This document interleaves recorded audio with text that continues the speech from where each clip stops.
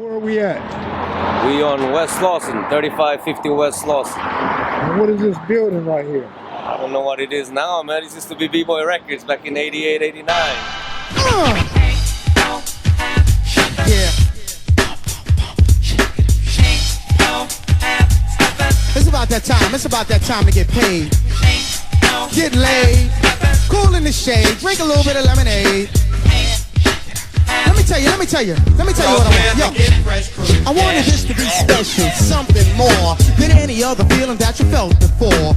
Pushing through the doors, I see girls having a good time. I might say a rhyme, old school, new school, no school rule. But other than that, everything is cool. I see guys and girls dancing, doing the new dances. That's a hit while I'm over here romancing. You ain't it's no need to curse. Ask me who she is and let me tell you first. Slow down, be cool, and don't act ill. I came to have a good time, party and chill with you.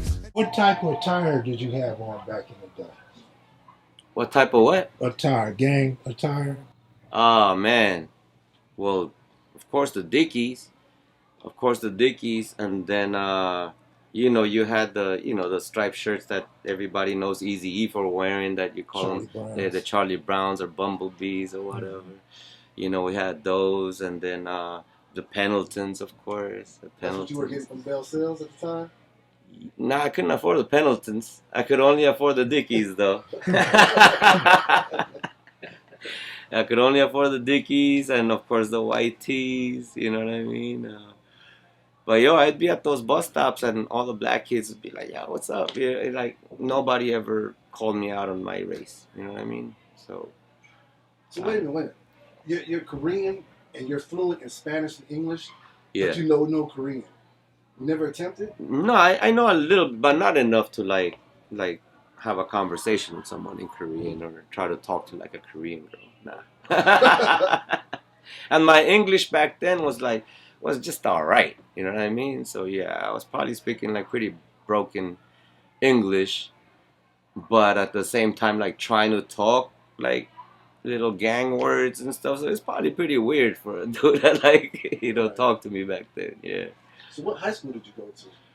I started at Fairfax High School, and then got kicked out of there like after a semester.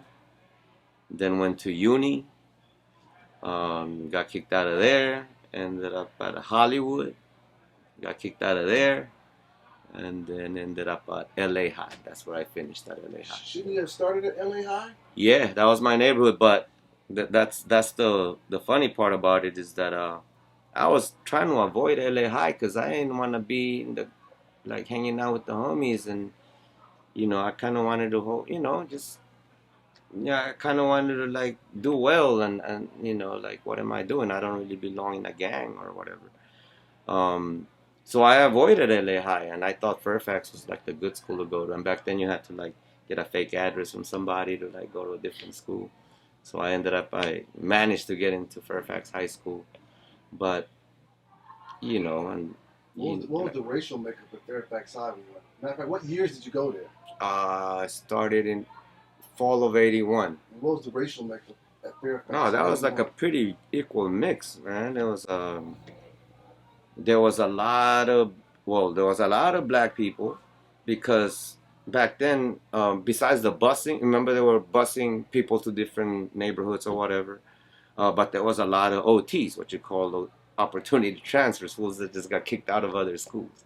So they would end up at Fairfax. There was a lot of Jewish people. It was a Jewish neighborhood, you know what I mean? And you had a lot of Russians back then. You had like a wave of like Russian immigration, and everybody was calling them Ruskies and shit like that back then. You know what I mean?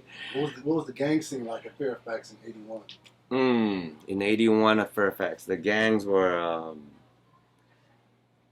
well, for the Mexican gangs, there was a gang called the Washington Boys, WBS. I don't know if they even exist now, but those dudes didn't like 18. You know what I mean? And I didn't really have any like homies from my neighborhood at Fairfax. I had homegirls from my neighborhood at Fairfax.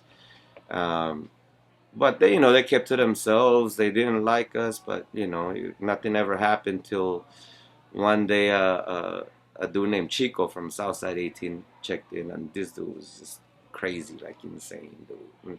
And he was small. He was like my size, but this dude decided he wanted to fight all of them. You know, like they're like twice our size and shit. So that's what got me kicked out of school. I wasn't even in that fight, but just because I'm hanging out with them, I got kicked out of it. But besides that, besides them, Playboy gangsters, man, PBG was holding down Fairfax High School at the time. You know what I mean? And those dudes were pretty crazy, man. They used to come in and like slap dudes around for no reason, and you know, I think That was the dominant black gang at Fairfax? yeah, at that time, Playboy gangsters, yeah. The Manfields weren't out yet? Mansfield's was, but I think Mansfield's and Playboys got along. I'm not sure, but no, the Mansfields, yeah, they were around, you know. 81, they was around. Yeah, they were around, because I remember well, I had a homie named Chucky Patterson. You know, he got killed right there on La Brea and Olympic. But he was one of the OG Mansfield Hustlers. And me and him used to be in the 9th grade together at John Burroughs. And he was one of them cats that was like real cool with me and stuff. You know what I mean? So after I saw him like, you know, become Mansfield Hustlers, we used to run each other at like Zap concerts and like, yo, what up? You know what I mean? And then I heard that dude got killed, and oh man. Were there any white gangs at Fairfax at the time? Nah, stoners. I don't know if they're no gangs. They were just a bunch of long hair like What's the gang called? stoners. Called themselves SRs? Sacred Reich. Were they out back then? That sounds familiar. Sacred Reich sounds familiar, but I'm not, you know, I can't say I know them or no. Sacred Reich, LA Death Squad. Yeah, LA Death Squad. I mean, those things sound familiar, but like I don't know, man. Yeah. Because I used to hang out with the white kids too, you know, like, you know, I went through that, you know, I was always smoking weed, so, you know, you hang out with the stoners and stuff. So after Fairfax, you went where? Uni. Tell Uni us high about school. your uni experience. Uni, well, uni was like a bunch of rich West Side people. That's the first time I seen a high school kid with a fucking phone in his car. You know what I mean? But at the same time, you had a lot of cats from the hood also going out to uni. But uni was all about that whole preppy scene. Everybody was wearing polo and Lacoste and starching their collars and doing all that stuff. You know what I mean? But what happened with me at uni was, you know, I went there to like, okay, I gotta stay out of trouble, you know, and I had no friends. I just started hanging out by myself. There was a big gang called Sotel 13, on the west. I had no idea, man. I thought I was going to uni like a bunch of nerds. You went into the belly of the beast, buddy. Man, they had open campus my first day. Stepping out to lunch and going to Tommy's Burgers right there, I was like, whoa, what the fuck is this? Like 50 dudes in the... But, you know, but I'm not dressing up or nothing, you know, I mean, I'm nobody. I'm not even a serious gangbanger dude. Like, I'm just a kid that ended up in that fucking situation. You know what I mean? But not long after that, a dude named Danny from our neighborhood checked into school. Danny wasn't a cholo. He was more like a stoner Mexican dude, but he was down because back in those days, you had the dudes that weren't part of the gang, but they were just down. Like, if you hit him up, it was like, well, I'm not from it, but I claim it. Like, what? You know what I mean? He was like one of those dudes. And then he got into it with Sotel. But I was always ditching school because I was always going back to Fairfax because that's where, like, the girls were at. I was always trying to hang out at Fairfax. And one day, I forgot who called me. They're like, you better not go back to school because they just jumped Danny and they know they know who you are. They're going to jump you when you go back. Oh, I was like, oh, fuck, I'm not going to go back to school. So during this time, you have no parental guidance? It's just your older sister? Yeah, man. Like, my moms would come back and forth. You know what I mean? My moms would come back and forth. So we'd, you know, she'd stay here 2 months and go back for 4 months. But when she was here, you know, we're immigrants, you know what I mean? My mom was working at the sweatshops in downtown, and she had no work permit, you know what I mean? So that's all she could do was like be Pops is still in Colombia? In Colombia, yeah. So even when Moms was here, she wasn't really at home, like, you know what I mean? Like, watch over us and stuff. And like I said, she she had no idea what I was, like what my clothes was about or whatever.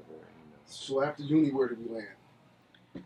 Well, after uni, I got kicked out of uni just because I just stopped going to school. You know what I mean? After that, I didn't want to go and deal with all that shit. So I ended up at Hollywood High School. Yeah. And what was the scene like up there? Hollywood High School, the day I checked in, I think 4 or 5 of the homies from like the West Adams neighborhood were already there. So I just started hanging out with them. You know what I mean?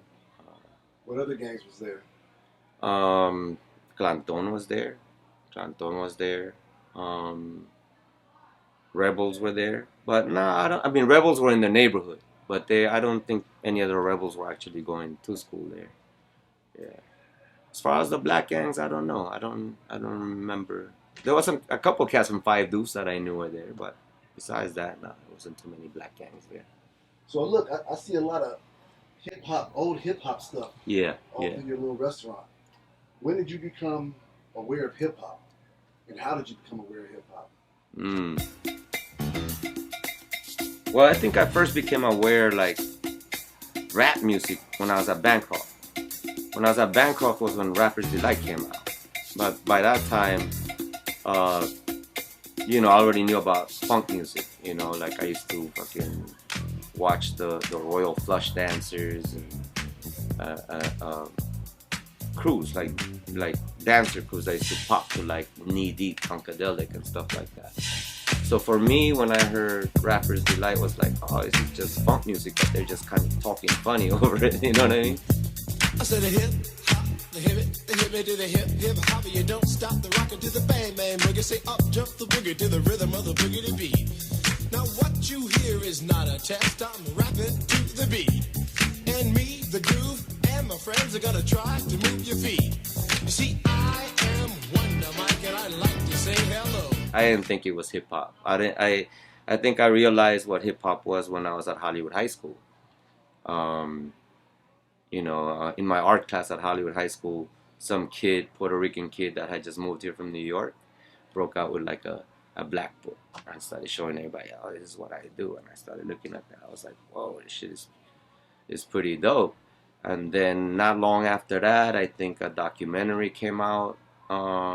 Star Wars came on PBS, and I watched that. I was like, oh, that's that same stuff that dude was drawing in his sketchbook, And by that time, Grandmaster Flash is out, the Fearless 4, Curtis Blow. Certain records are out that made me realize, oh, okay, this is all one thing. It's like you know what I mean? Like, it's not just music. It's like, oh, these dudes are like dancing and doing graffiti and. What all elements of hip hop did you participate in? Oh man, well, graffiti. I could always draw. So and when I was like running with the gang shit, like graffiti was my thing. Like all the homies were like, "Yo, man, go tag, go put everybody's names on the wall, placazos, right?" So yeah, that was like my thing. So graffiti was the number one thing I wanted to do, but I didn't know there was other cats in LA that were already doing like New York graffiti. I didn't know that was like crews already happening. So I never met anybody that did graffiti. So that never, and so I was never motivated to go out and like really do graffiti. I would do little shit around my neighborhood, trying to do like New York graffiti stuff. But nah, like I never got big at it. And then I was always a record collector. Like since I was a little kid, I was always buying records. So I had a lot of records. So I figured DJing would be the thing I would go into. But it took me a while to get turntables and all that. It took me, a long time, to like 86 or something, to get my first.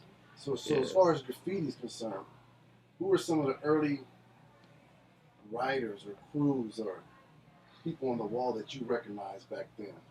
Oh man. Who caught your attention back then?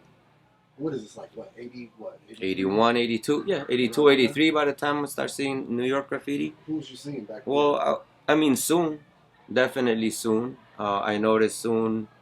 I know dude moved here from New York, but he made it noticeable. It was like, okay, who is this dude writing soon all over the place? So I would say his tag was one of the earliest I seen. As far as like, well, Minor, you know what I mean? Minor was all over the city, but that wasn't till maybe like 86, 87 that I started noticing Minor's name, Right. you know, What year did you get out of high school? 84.